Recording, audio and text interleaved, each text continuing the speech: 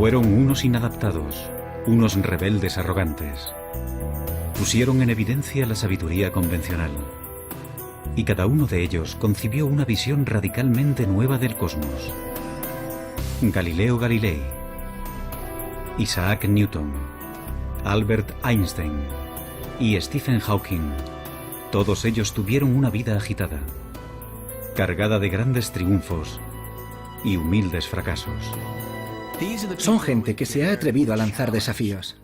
Suelen toparse con la oposición de algunos y no saben enfrentarse a eso. Había una especie de demonio que no les dejaba hacer otra cosa. Hay que tener un ego muy fuerte para decir, puedo resolver esto, descifrar una pequeña parte del universo. ¿Quiénes eran esos genios rebeldes? ¿Y qué secretos escondían sus mentes para permitirles concebir lo inconcebible y poner de manifiesto la belleza y singularidad del universo?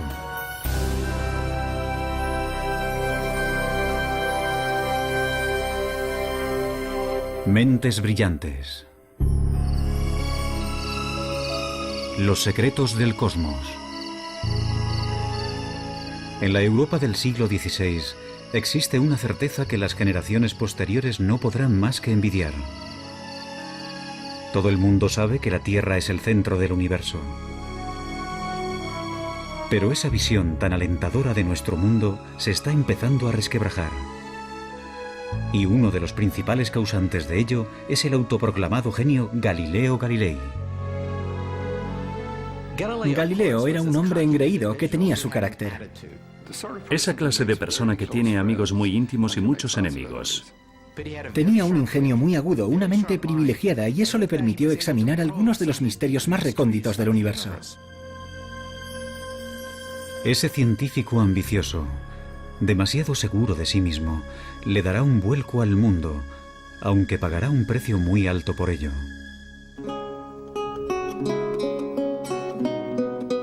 Galileo nace en 1564 en Pisa, Italia. Su padre, laudista, es bien conocido por rechazar las convenciones para crear una nueva forma de armonía musical. Galileo hereda esa rebeldía de su padre. A los 25 años se convierte en profesor de matemáticas de la Universidad de Pisa. Pero cada vez se muestra más insolente con sus colegas, que todavía instruyen en las teorías científicas del filósofo griego Aristóteles, casi 2000 años después de su muerte. No olvidemos el hecho de que antes de Galileo no había ciencia tal y como nosotros la conocemos.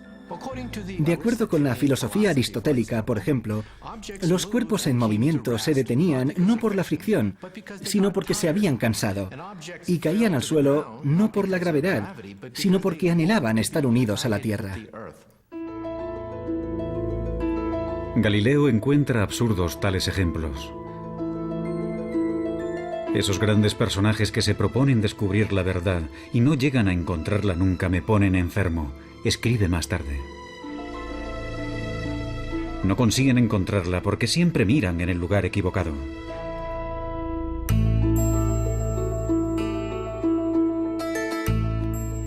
Galileo está a punto de frustrar una creencia milenaria. La intuición le dice que los cuerpos no se mueven por deseos, sino por leyes matemáticas que subyacen al movimiento. Y da un paso más allá que resulta impensable.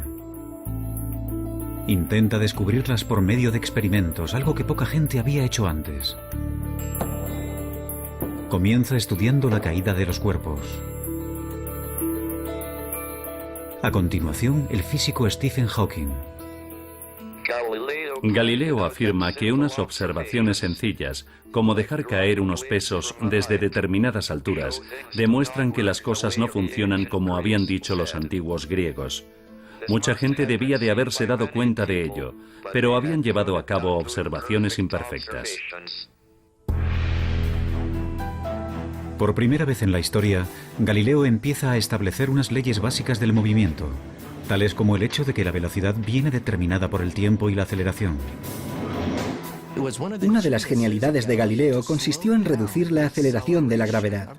Se fabricó un plano inclinado para dejar caer por él una bola. De esa manera se podía observar claramente cómo un cuerpo coge velocidad a medida que desciende. Así que él introduce el concepto de aceleración. A nosotros nos parece muy obvio y lógico, pero supuso un avance matemático clave, entender el movimiento en esos términos. Por ser el primero en utilizar experimentos, más tarde Albert Einstein lo llamaría el padre de la física moderna. Galileo abrirá el camino que después seguirán Newton y Einstein. La búsqueda de las leyes matemáticas que se esconden tras cualquier movimiento. Pero sus avances son lentos. No se publicarán hasta el final de su vida.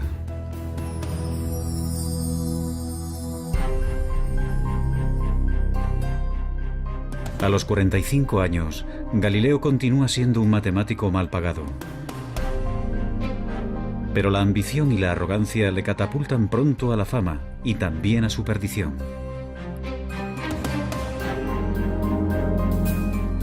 En 1609, Galileo oye hablar de un catalejo, un aparato como de juguete que hace que los objetos distantes parezcan cercanos. Decidido a sacar provecho del invento, aprende rápido a fabricar lentes. En pocas semanas, llega a Venecia con un telescopio que presenta como su propio invento. Impresiona de tal forma a la marina veneciana que sus superiores le doblan el salario. Galileo no se molestó en decirles que aquel instrumento ya se estaba presentando y vendiendo en muchos otros lugares. De hecho, se llevaron una gran desilusión al descubrir que no era un invento exclusivo de Galileo. Pero, bueno, tampoco se le puede reprochar nada, simplemente fue un buen negociante. Para el librepensador que era Galileo, el telescopio también ofrece la posibilidad de plantear cuestiones que otros no se atreven ni a nombrar. 60 años atrás, el astrónomo Copérnico había propuesto la idea radical de que la Tierra gira alrededor del Sol. Pero Copérnico contaba con escasas pruebas para su teoría. Una teoría que contradice pasajes de la Biblia. En la época de la Inquisición, tales especulaciones se consideran herejía.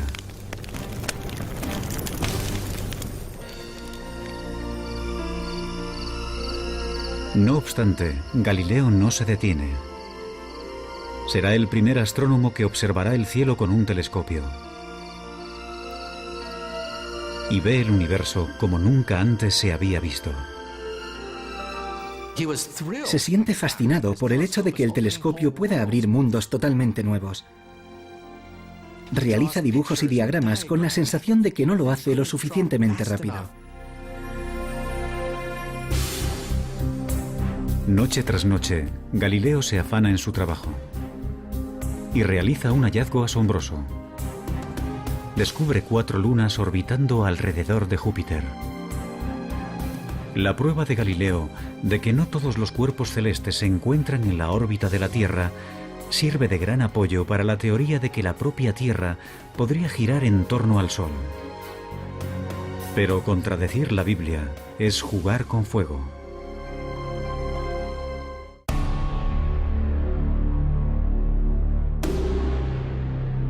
Galileo se muestra impaciente ante aquellos que ponen en duda sus nuevas teorías.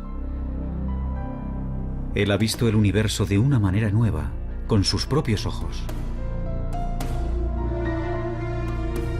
¿Cómo puedo hacer esto sin que suponga una pérdida de tiempo?, escribe, cuando esos peripatéticos a los que hay que convencer se muestran incapaces de seguir el más simple y fácil de los argumentos.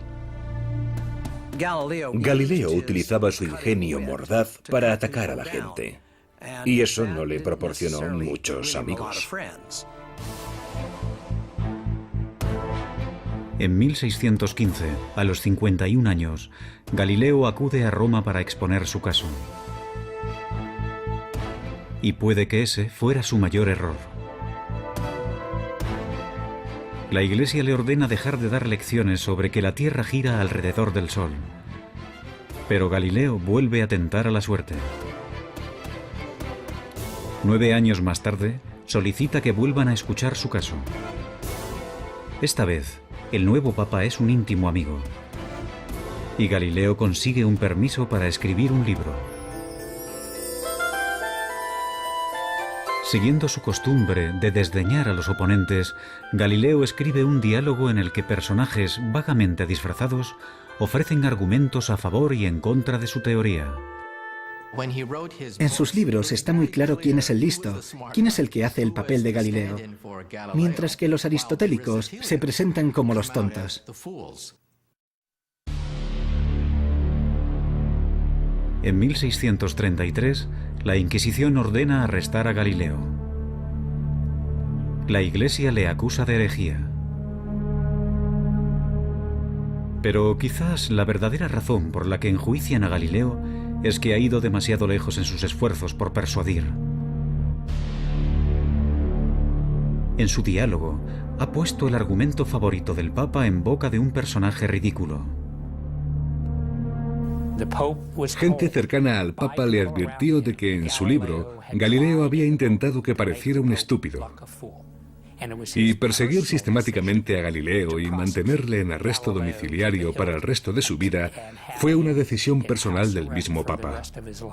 En realidad no fue idea de la Iglesia, fue una decisión personal del Papa por una profunda ira hacia un amigo. Galileo espera un simple acuerdo.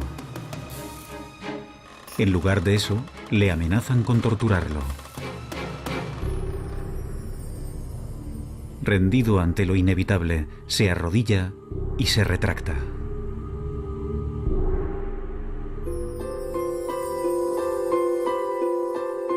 Durante sus últimos 8 años de vida, Galileo vivirá bajo arresto domiciliario. Es un hombre destrozado.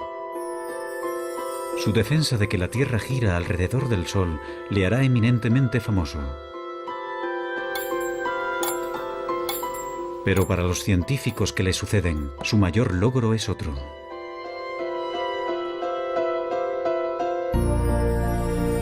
En sus últimos años de vida, escribe un libro con el que completa el trabajo iniciado de joven.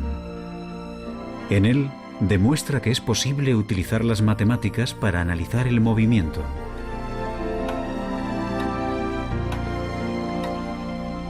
Irónicamente, el año en que fallece Galileo, a 1300 kilómetros de distancia, nace un niño que completará sus ideas. También será uno de los científicos más extraños de todos los tiempos.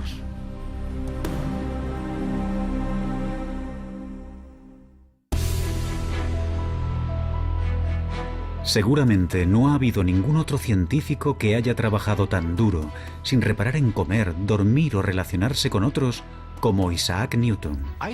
Isaac Newton fue una figura mucho más oscura. Era un solitario, una persona patológicamente incapaz de conversar. Se podría decir que tenía una obsesión. Yo diría que es el ejemplo más claro que se me ocurre de una persona consumida por su trabajo. Posiblemente también sea el mayor científico de todos los tiempos. A su nacimiento, la física es un campo prácticamente inexplorado. Antes de morir, descifra con exactitud las leyes que describen cualquier tipo de movimiento, desde la caída de una manzana hasta las órbitas de los planetas. Simplemente no tenemos constancia de que haya existido ningún otro hombre semejante a Newton.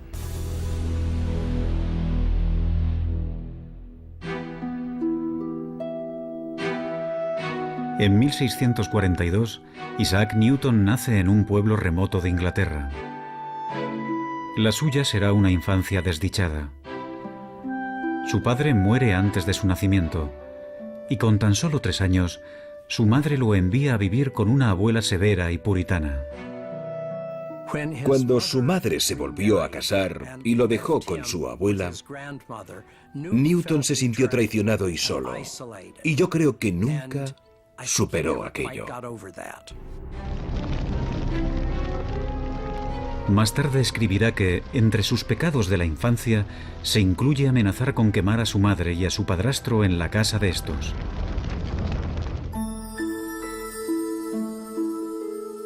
A Newton no siempre le va bien en la escuela. Pero despierta la curiosidad en el pueblo porque construye aparatos mecánicos extraordinarios, como molinos de viento. Un maestro de la escuela convence a su madre para que lo envíe a la universidad. En el Trinity College de Cambridge, la mayoría de los estudiantes se dedican más a beber y a la juerga que a estudiar. Newton prefiere aislarse y permanecer solo. A su alrededor había un montón de gente que no tenía ni el más mínimo interés por los libros, gente que procedía de familias acomodadas. Debía de sentirse totalmente fuera de lugar, y sabiendo cómo actúan los estudiantes, supongo que lo consideraban el bicho raro. Newton es un puritano obsesionado con el pecado. Se autoimpone un estricto control emocional y sexual y lleva una existencia solitaria, monacal. Newton era muy diferente a Galileo, porque era la persona más reservada de la que hayas podido oír hablar nunca. No se molestaba en intentar hacer amigos, y le resultaba difícil relacionarse, simplemente se apartaba de la gente. En toda su vida no tuvo aventuras amorosas ni apenas amigos. Algunos estudiosos especulan sobre una posible homosexualidad de Newton. Otros opinan que quizás, simplemente, decidió que no tenía tiempo para nada que no fuera trabajo. Se cree que murió virgen.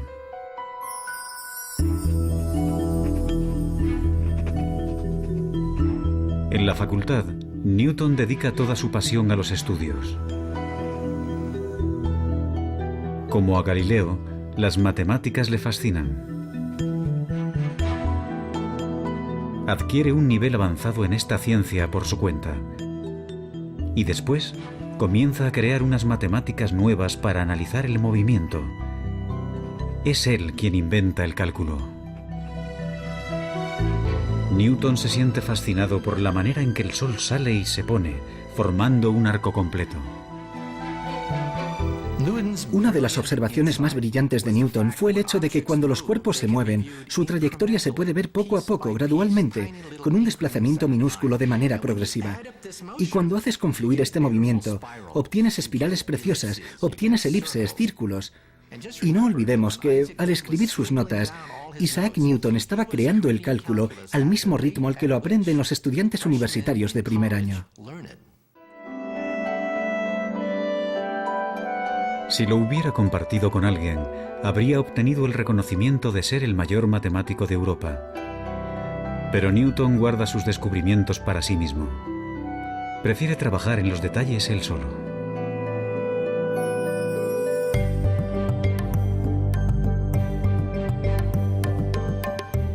Algunos años después, a los 24 años, Newton está viviendo en casa de su madre. En ella, tendrá la inspiración que revolucionará totalmente la física. Desvelará el misterio del movimiento de los planetas. Isaac Newton veía el mundo de manera gráfica, geométrica. Y un día, mientras paseaba por la finca, vio caer una manzana. A continuación, alzó la vista y vio la luna. En ese momento se planteó la pregunta clave, la pregunta que resolvería el misterio de la esfera celeste. Si una manzana cae, ¿también cae la luna? Y entonces tuvo una de sus mayores inspiraciones. Se dio cuenta de que la gravedad, de la misma manera que atrae una manzana y hace que ésta caiga sobre la Tierra, podría ser la misma fuerza que atrajera la luna, esa luna que hay en el cielo, y que la hiciera caer dando vueltas sobre la Tierra. Mientras que Galileo empezó a estudiar cómo la gravedad actúa sobre la Tierra, Newton es el primero en darse cuenta de que esa gravedad también mueve los planetas y los astros. Eso supuso un cambio revolucionario. Básicamente, Newton demostró que las leyes que rigen los cielos son las mismas que las de aquí abajo en la Tierra. Pero cuando intenta descifrar los detalles, unos problemas matemáticos muy complejos se interponen en su camino y mantendrá en secreto su gran descubrimiento durante casi 20 años.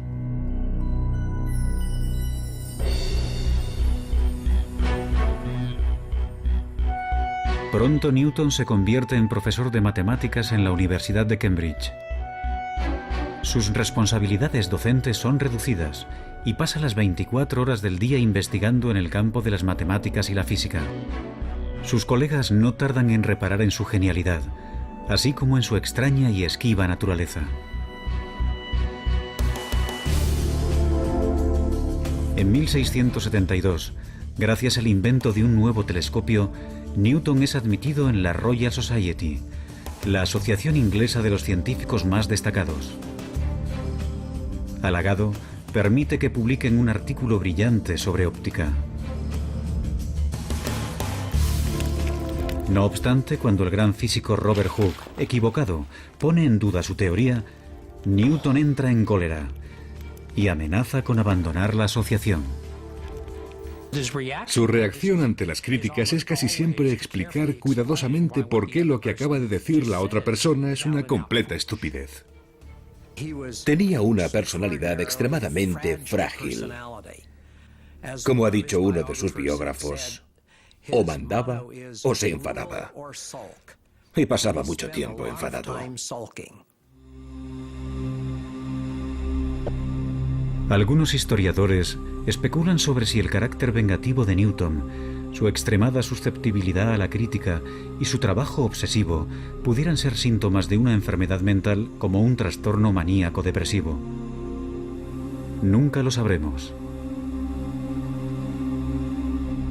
Si realmente padece una enfermedad mental, no lo detiene en su trabajo.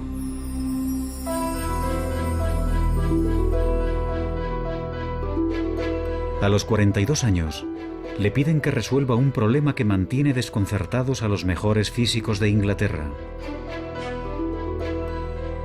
¿Cómo describir matemáticamente la órbita de los planetas alrededor del Sol? Invadido por la inspiración, Newton se encierra en su cuarto y comienza a trabajar en su gran obra maestra.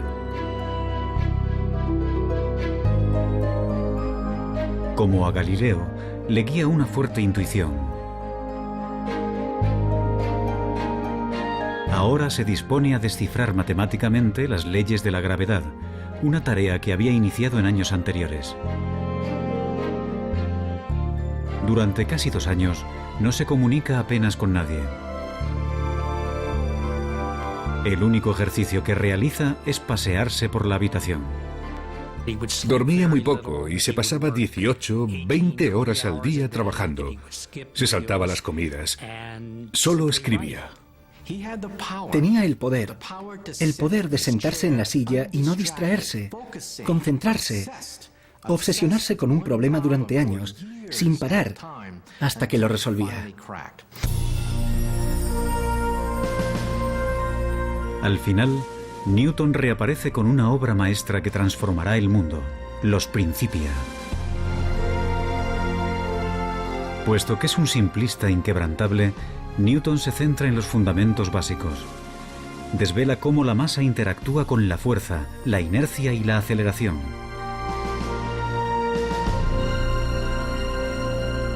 No obstante, su mayor logro es el de definir la gravedad. Es el primero que habla de esta como una fuerza que actúa a una distancia. Y consiguiendo avances matemáticos increíbles, Newton establece las leyes precisas que determinan el movimiento de todos los cuerpos. Los Principia de Newton, publicados en 1687, supusieron una revolución científica. En la obra, Newton dio la primera descripción precisa de las leyes que rigen el movimiento de los cuerpos, desde unas balas de cañón a los planetas. Si se miran los Principia y el número de problemas matemáticos resueltos en esa obra, y pensando que la escribió en un periodo de 18 meses, queda claro que no se trata de un ser humano normal en ninguna de sus acepciones.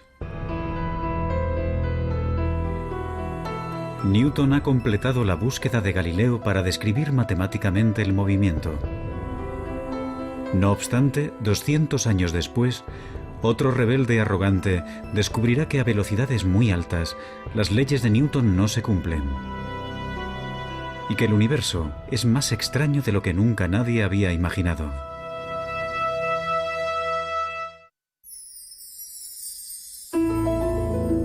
A los 16 años, Albert Einstein se plantea una pregunta muy simple. ¿Qué pasaría si corriera a la velocidad de una onda de luz? ¿La luz parecería estar quieta? Cuando vuelve a centrar su atención en esa imagen, menos de 10 años después, revoluciona nuestra concepción del espacio-tiempo. Le encantaba imaginar mundos que no existían. Y ese era su poder, ser capaz de ver físicamente en una imagen cosas que los demás no podían ver. El hombre que hace esos avances tan importantes es un catedrático distraído, un gran enamorado de la humanidad de ojos brillantes. Pero también es egoísta. Ha tenido 2 fracasos matrimoniales y confiesa de sí mismo ser un desastre en la esfera emocional.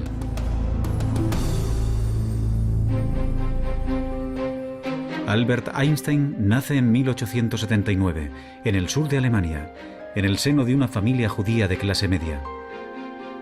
De niño, es callado e introvertido. Sus padres empezaron a pensar que quizás era retrasado, porque tardó mucho en empezar a hablar. Pero simplemente, según parece, estaba muy ocupado pensando. De pequeño, le fascinan los rompecabezas y los juegos, y muestra una perseverancia notable.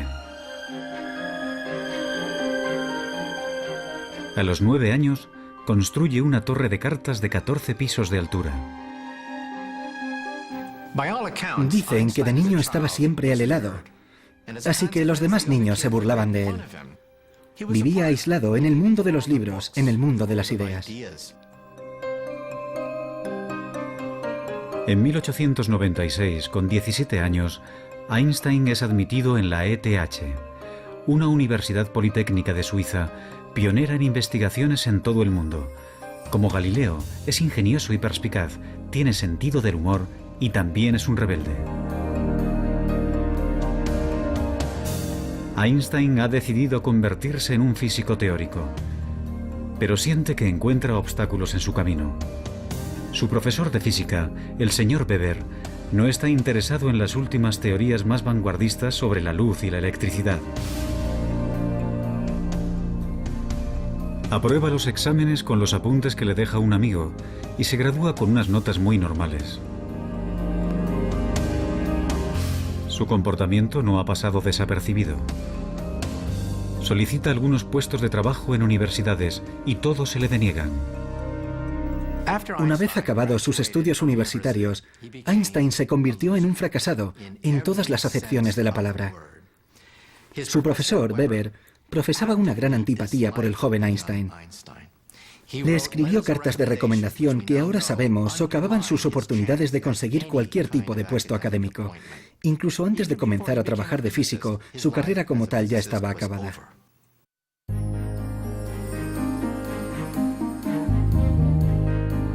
Dos años después de abandonar la universidad, Einstein encuentra por fin un trabajo como empleado en una oficina suiza de patentes. El puesto no tiene nada que ver con la física teórica, pero ese trabajo, aparentemente sin porvenir, será su salvación. En Berna se establece como oficinista y a los 23 años de edad lleva una vida burguesa. Contrae matrimonio con Mileva Marik, una compañera de la universidad.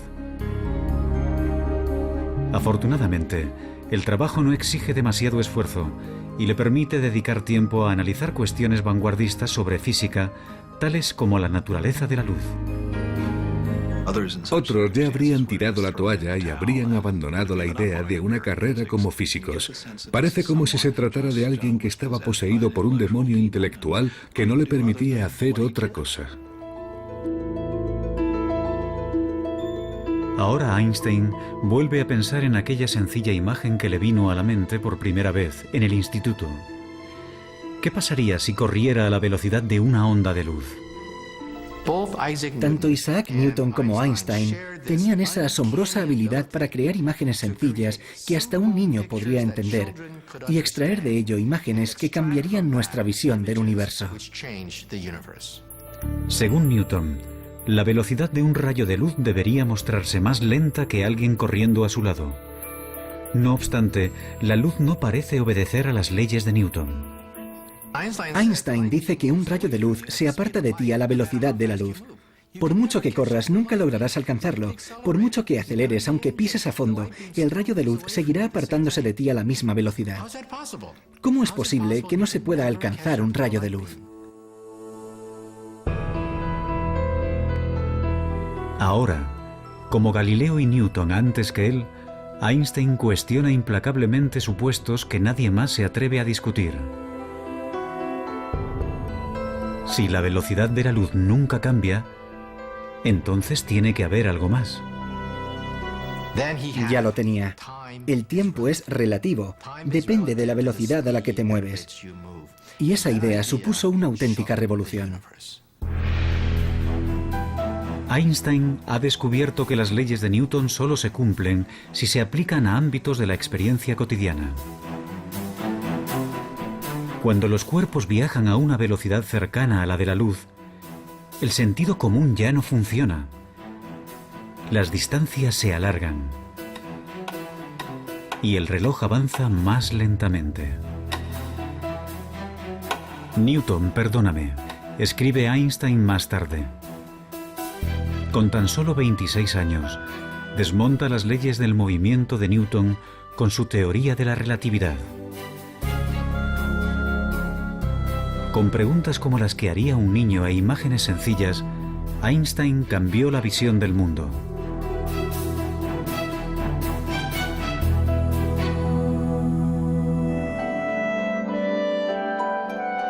En 1907, Einstein aborda nuevos retos científicos.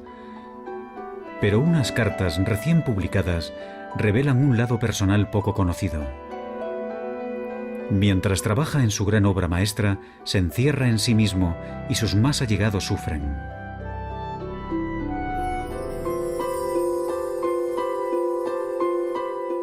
La mujer de Einstein, Mileva, también fue una estudiante de física que soñaba con sus propios logros científicos.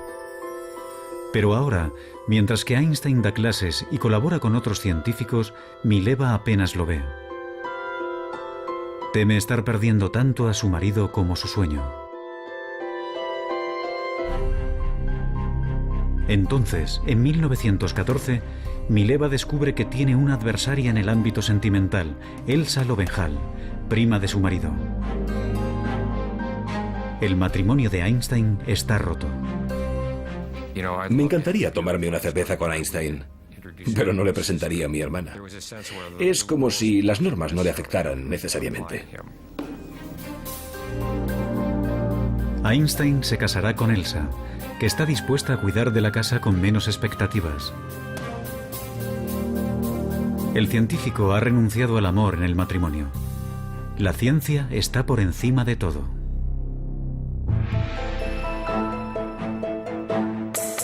A los 35 años de edad, Einstein está persiguiendo un objetivo que muchos físicos creen imposible. Su intuición le dice que debe de haber una teoría general de la relatividad, que también explique la fuerza de la gravedad.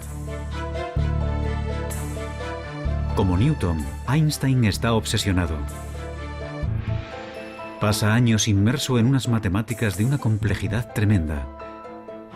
Inseguro de si va por el camino correcto o es una empresa descabellada. Se pasaba años dándole vueltas sin parar a un problema. Se aferraba a él casi como a un perro que no suelta su hueso. Cuando estaba trabajando en la relatividad general, estuvo a punto de padecer una depresión nerviosa. Estaba tan concentrado que llegó a perder una enorme cantidad de peso. Porque no comía, se concentraba en los problemas de la misma manera que lo hacía Isaac Newton.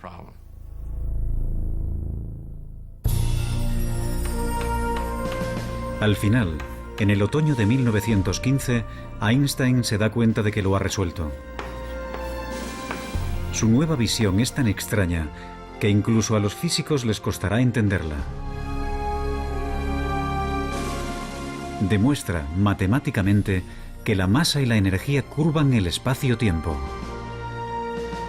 Un cuerpo inmenso como el Sol deforma tanto el espacio-tiempo que un planeta cercano se mueve a su alrededor con una trayectoria curva. Para Newton parecen atraídos por una fuerza. Pero eso es tan solo una ilusión. El mismo fenómeno se cumple en la Tierra. Los cuerpos, que parecen atraídos por una fuerza gravitatoria, en realidad están viajando por un espacio-tiempo deformado. La teoría general de la relatividad de Einstein cambió para siempre nuestras ideas sobre el espacio-tiempo. Es tan bonito que tiene que ser cierto. Einstein llega a una serie de ecuaciones que rigen la curvatura espacio-tiempo. Unas simples líneas describen el movimiento de las galaxias y el destino del universo.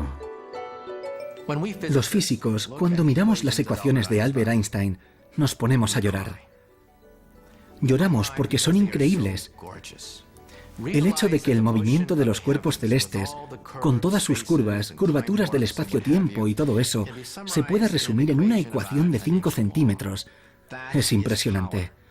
Es increíble y precioso. Aunque Einstein continuará trabajando hasta el día de su muerte, a los 40 años ha completado su mayor obra.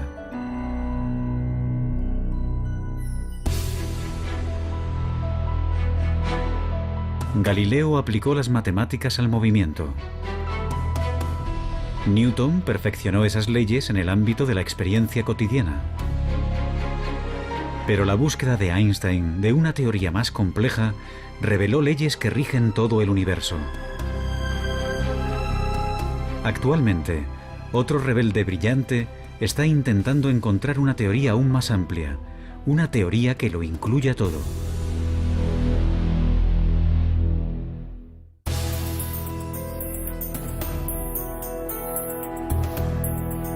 Ningún otro científico ha sacudido los pilares de la física como Galileo, Newton o Einstein. No obstante, entre aquellos que han ampliado las fronteras de la cosmología, se encuentra el que una vez fue un estudiante perezoso, Stephen Hawking. Actualmente, ocupa el mismo puesto de matemático en la Universidad de Cambridge que Isaac Newton. Nací 300 años después de la muerte de Galileo. Tengo el mismo puesto en Cambridge que tuvo Newton. Y trabajo en la teoría general de la relatividad de Einstein. De los tres, con el que más me identifico es con Galileo. Él se guió por su intuición y fue todo un rebelde.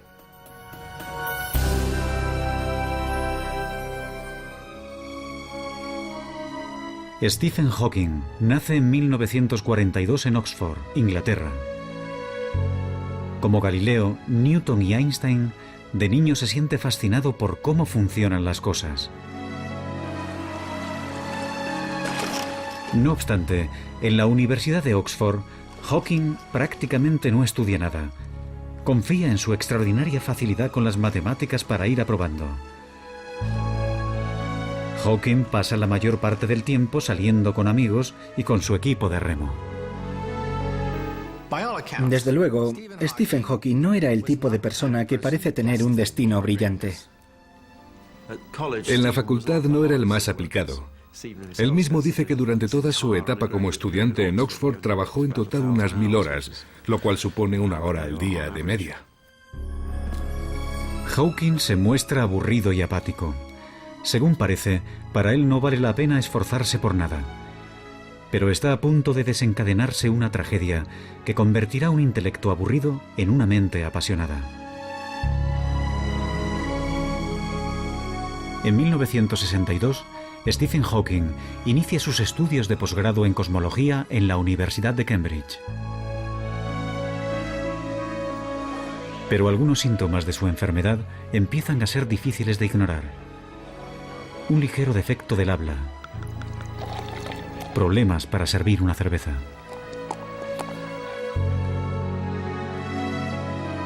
Los médicos le dicen que tiene ELA, esclerosis lateral amiotrófica, comúnmente denominada enfermedad de Lou Gehrig. Las regiones del cerebro que controlan el movimiento se le están atrofiando. Y no tiene cura. El estudiante de 20 años sabe que su cuerpo sufrirá una parálisis. Con el tiempo, los músculos respiratorios se le agarrotarán y tendrá problemas respiratorios. Los médicos le pronostican tan solo 2 años de vida. Hawking cae en una profunda depresión. Cuando le diagnosticaron la enfermedad, Stephen no esperaba vivir más de 1 año o 2. No parecía que valiera la pena ni acabar el doctorado. Pero inexplicablemente, la enfermedad progresa más lentamente de lo que habían predicho. Conoce a Jane Wilde, la mujer que se convertirá en su esposa, y encuentra un propósito en la vida. Soñé que me iban a ejecutar, escribe. De repente me di cuenta de que había muchas cosas que valía la pena hacer si me concedían un aplazamiento.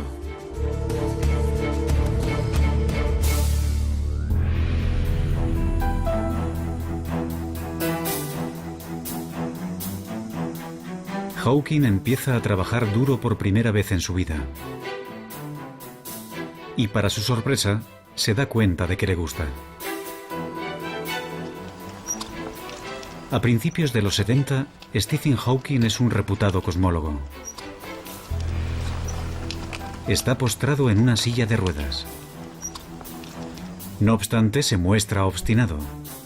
Nada le impedirá llevar una vida normal. Tiene hijos y trabaja intensamente. Y está a punto de realizar un gran descubrimiento que desarrollará la teoría de Einstein en una dirección inesperada.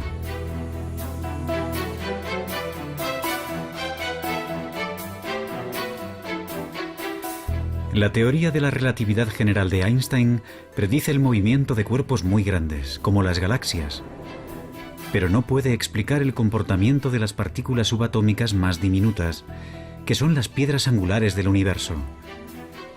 Su movimiento solo lo predice otra teoría, llamada mecánica cuántica.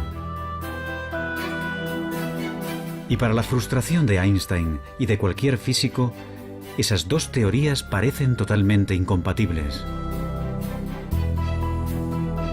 Pero Hawking tiene la fuerza suficiente para abordar lo imposible. Cuando Stephen Hawking estaba realizando su trabajo pionero, había 2 bandos opuestos que se odiaban. Nunca hablaban entre ellos. Por una parte estaba el bando de los conservadores más acérrimos, los que mantienen la llama de Albert Einstein ardiendo con fuerza. En el otro bando estaban los teóricos cuánticos. Estos se ocupaban del mundo de las partículas subatómicas, centenares, miles de ellas. Utilizaban unas matemáticas diferentes, un lenguaje diferente, tenían una visión distinta de la física. Y llega Stephen Hawking diciendo que va a intentar aunar los 2 bandos. Nadie había planteado algo así hasta entonces.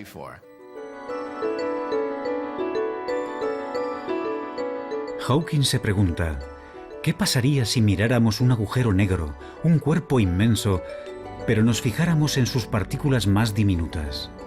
Hawking, como Einstein, es extremadamente perspicaz. Tiene una intuición increíble para plantearse las preguntas clave y hacerlo del modo más adecuado.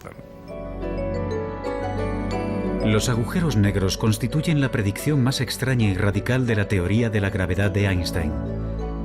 Teóricamente, cuando una masa se encuentra extremadamente concentrada, por ejemplo un astro comprimido en una bola de tan solo unos kilómetros de diámetro, el espacio de su alrededor se deforma tanto que la gravedad impide que algo se escape, incluyendo la luz.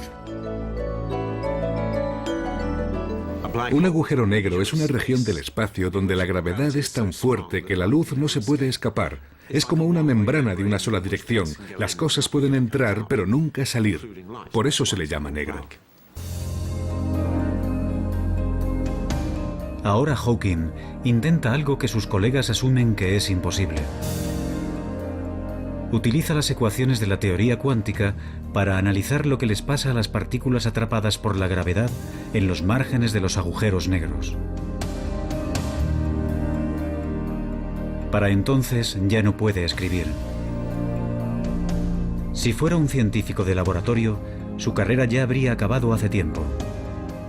Pero Hawking apenas ha utilizado siquiera un telescopio. Y para la teoría, lo único que necesita es su cerebro. Como Newton y Einstein, Hawking tiene un gran poder de concentración. Revisa una y otra vez en su cabeza largas y enrevesadas ecuaciones, comprobando y revisando constantemente sus cálculos. Tiende a pensar a través de imágenes y suele comenzar con alguna idea que cree acertada. Así que parte de ella. Tiene que confiar en conocimientos clave y saltos lógicos para compensar el hecho de que no puede comprobar línea por línea. Tiene un empuje tremendo, una tremenda determinación para llegar al fondo de las cosas. Los resultados que obtiene dejan a Hawking estupefacto.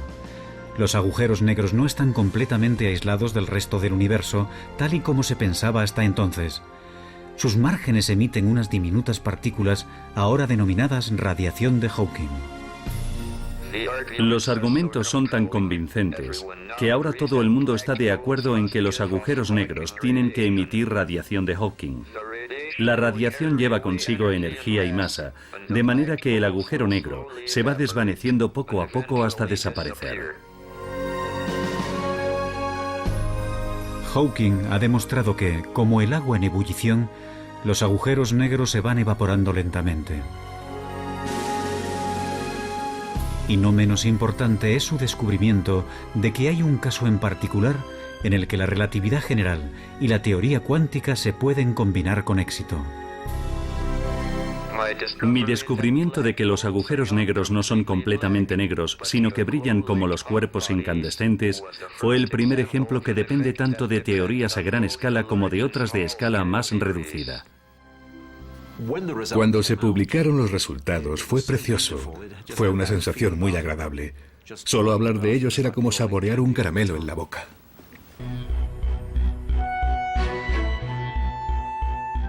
Encontrar una teoría de todo, una teoría que llegue más al fondo de la cuestión, que unifique las ecuaciones de Einstein con la mecánica cuántica, es ahora el santo grial de la física.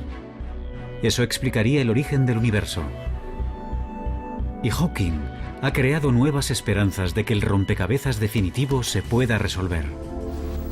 El descubrimiento que hace Hawking sobre la radiación de los agujeros negros ha sido una pieza importante del rompecabezas, aunque todavía no sepamos cómo es el definitivo.